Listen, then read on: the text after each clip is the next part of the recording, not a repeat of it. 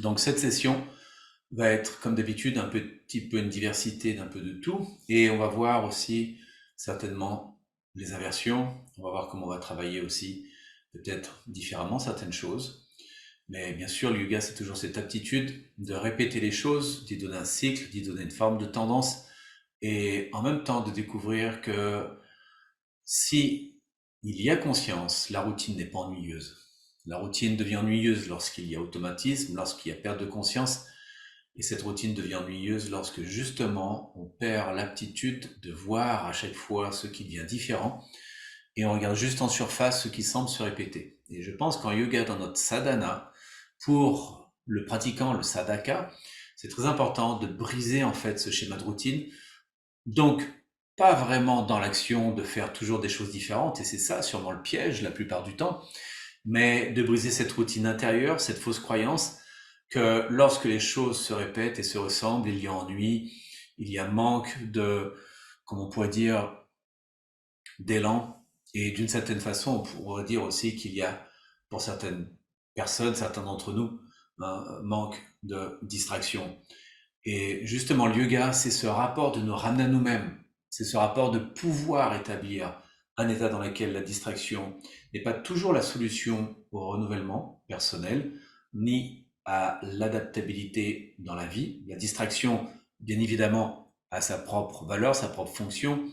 Ça permet de sortir d'un état dépressif, ça permet souvent de sortir d'un état anxiogène, mais ça ne va pas pour autant comment je pourrais dire, ça va pas pour autant résoudre le problème.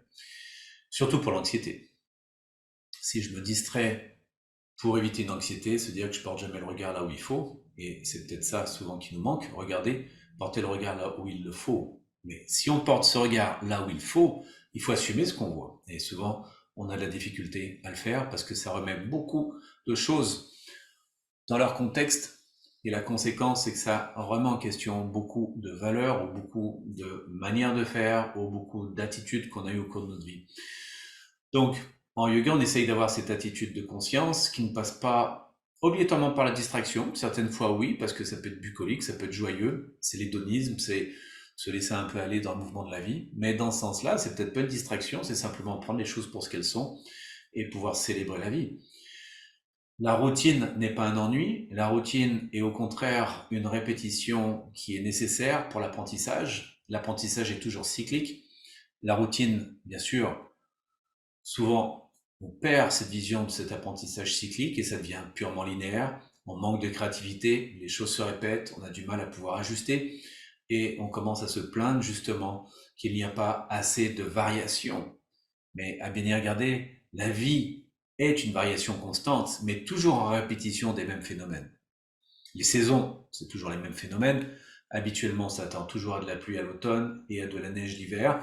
Bien évidemment, ça change des fois par rapport à certaines années, mais disons que ça reste quand même constant. Et cette variation qui a une certaine forme de constance est une certaine forme de routine aussi. La nature n'a pas peur d'être dans la routine des choses. Le paysan qui laboure la terre et qui entretient une relation saine avec celle-ci n'a pas peur d'être pris dans cette routine. Donc, cette peur d'être dans la routine, la plupart du temps, c'est souvent le regard mal posé sur les choses et le manque de conscience. Lorsqu'il y a conscience, la routine disparaît parce qu'elle fait apparaître justement la réalité dans son phénomène tel qu'il est, et la plupart du temps, la réalité dans notre manque de finesse par rapport à ce phénomène. Les choses, même si elles se ressemblent, ne sont pas les mêmes. Même si notre pratique peut se ressembler, elle n'est jamais la même. Même si les positions qui se répètent sont toujours les mêmes, on les vit constamment différemment. Et ceci pour une simple raison, c'est qu'on est énergie, vibration. Et dans cette vibration, qu'est-ce qui se passe?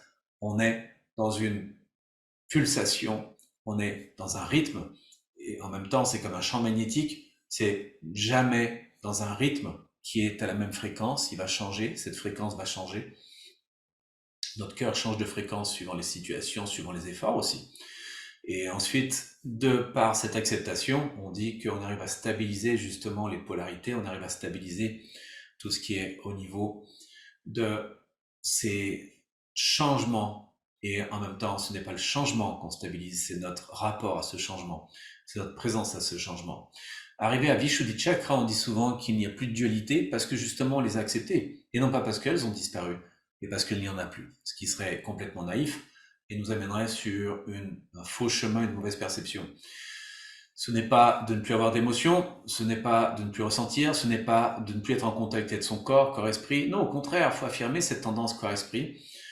C'est plutôt d'être non lié d'une manière abusive au corps-esprit qui viendrait en fait nous manipuler, nous torturer dans le sens où on essaierait justement d'être toujours en train de projeter nos attentes et de ne pas recevoir en fait ce qu'il se passe dans les variations de ce corps-esprit, donc dans cette évolution. Donc notre pratique est ce qu'elle est, le sadhaka ne s'en le ou la sadhaka ne s'en inquiète pas, c'est des répétitions, c'est toujours l'apprentissage des postures qui nous amènent un peu plus loin. Si répétition et ennui, c'est peut-être notre manque de regard posé sur ce phénomène dans un manque de créativité ou un manque de finesse ou un manque de discernement. Et à partir de là, quand les postures sont acquises, normalement, ceci nous permet d'aller en profondeur dans notre pratique, donc de nous mettre en possibilité de réceptivité, et c'est ça qui est essentiel. Et parlons-en, même à nos élèves, même entre nous, parlons-en à nous-mêmes, parce que en tant que professeur, on peut être pris malheureusement dans le cercle vicieux de vouloir toujours distraire ses élèves, toujours être un petit peu le fun et amener des nouvelles choses constamment. Et vous inquiétez pas, après une dizaine d'années, ça va s'assécher. On peut pas constamment inventer de nouvelles choses. C'est pas en se mettant des chèvres sur le dos ou des chiens devant soi lorsqu'on fait ce yoga que ça va vraiment changer la donne. Non, on est face à notre impermanence et cette impermanence veut devenir permanente. Donc, on veut souvent changer les paradigmes, on veut secouer un peu la boîte, pourquoi pas, mais on devrait plutôt reconnaître l'acceptation de cette impermanence et d'une certaine manière d'avoir une notion beaucoup plus apte à regarder là où se pose l'ennui, qui est responsable, pourquoi et que se passe-t-il. Et de là, on peut découvrir beaucoup de choses sur soi.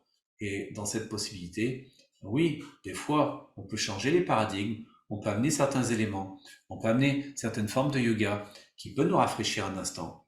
Mais là où il faut faire attention, c'est que si on a toujours besoin de rafraîchissement, peut-être qu'on n'arrive pas à s'abreuver de notre vie.